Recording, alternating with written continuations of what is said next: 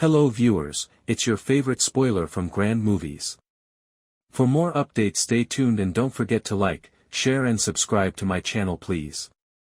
On the surface, the long-brewing conflict between the Stevensons and the Harrigans seemed to be shifting in the direction of peace in Mobland's fourth episode.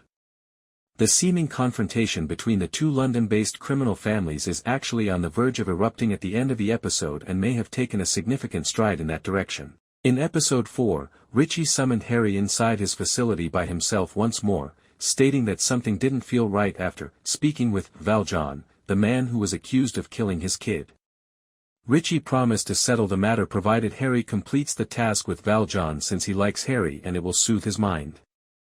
He gives Harry a revolver with the intention of observing their exchange to see whether there is any hesitation or a flash of recognition between Harry and Valjon.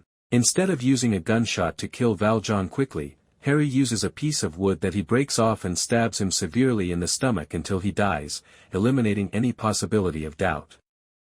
Although it seemed to allay Richie's fears, he did have one last request: Tommy's burial should be attended by the Harrigan family.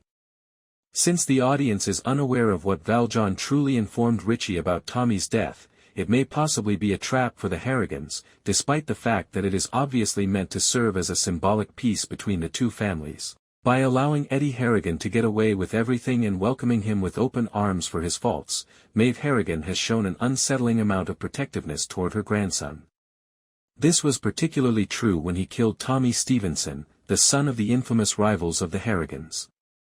She has also shown a clear habit of manipulating her husband Conrad, and it is strongly suggested that she is a symbolic Lady Macbeth figure who controls the Harrigan crime empire from behind the scenes. The extent of Mave Harrigan's sway over everything was made abundantly clear in a scene from Mobland's fourth episode. When Eddie Harrigan discusses his murder of Tommy Stevenson in a private conversation with his grandmother, he expresses his own doubts about whether what they were doing was wrong. This essentially ensures that the Harrigans will go to war if Richie Stevenson ever finds out. He is reassured by Mave that it was the right play and that he appeared strong. It's evident that although the erratic Eddie is a willing accomplice in the plot, Mave Harrigan is the one pushing the Harrigans to go to war and asserting that she and Eddie are going to deliver another message to the Stevensons. Nowadays, it is almost certain that Mave has more ambitious goals than just being a submissive matriarch to her crime-lord husband. In episode 4, Mave criticizes her husband's lack of interest, pointing out that he used to always have a rifle or blade with him, but now he is happy to sit on his phone and keep an eye on his portfolio. Mave doesn't seem to have her husband's best interests at heart anymore, whether it's because she wants Conrad to make the Harrigans a feared group once more or because she has some long-term revenge plan for his frequent infidelity. After Archie was killed in episode 1, the police were notified of his whereabouts, according to the conclusion of Mobland's third episode. The entire Harrigan family, including their dependable attorney O'Hara, witnessed the startling death.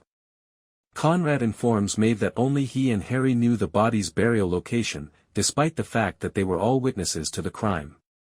Since Conrad is aware that Harry kept the location of Archie's body a secret, whoever anonymously informed the police about it had to be Harry or have been informed by Harry. He fervently believes that Harry would never betray him, therefore he concludes that Jan, his wife, is the one who cannot be trusted.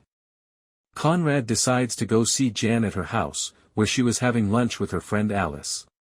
Conrad threatens Jan after Alice leaves by giving her a severe stare, making overt threats, and tightly holding her thigh.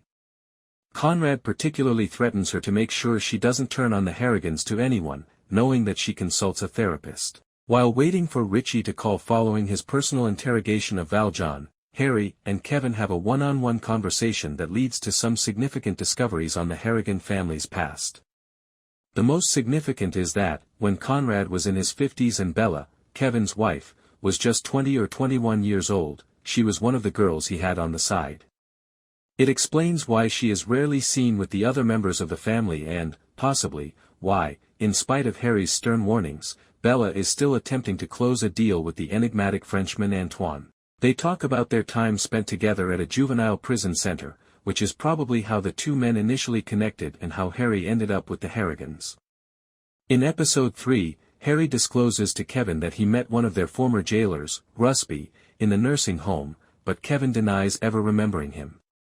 But it turns out that not only did Kevin remember him, but that same guard actually raped him, at least once, while he was in the detention center. He lied to Harry to conceal the truth about his ordeal. When Conrad came to Jan's home to confront her, she was entertaining her new acquaintance Alice, who she had met seemingly at random and connected with.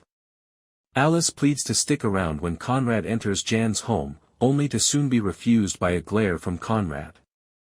Alice is exposed as an undercover informant for DC's Fisk and Mikasa, and it is evident that she is attempting to obtain information about the Harrigans from a less suspicious source in January. At the conclusion of Mobland's 4th episode, her cover was still intact, but we'll see how long that lasts. Thanks for watching. Please like and subscribe to my channel.